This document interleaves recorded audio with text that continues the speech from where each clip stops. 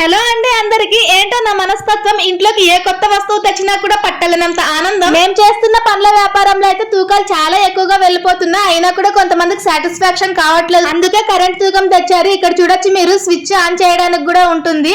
నేనైతే సరదాగా ఇంట్లో ఉన్న రాళ్ళు కరెక్ట్ గా ఉన్నాయా లేదని తూకం పెట్టి చూస్తున్నాను. అన్ని కరెక్ట్ గానే వచ్చాయి. 1 year వారంటీ అయితే ఇచ్చారండి. వర్షంలో తడవకూడదని చెప్పారు. 3 బొక్కుల చార్జర్ కూడా ఉంది దీనికి. మాక్సిమం అయితే 1 night ఛార్జ్ పెట్టచ్చండి 1 day రావడానికి.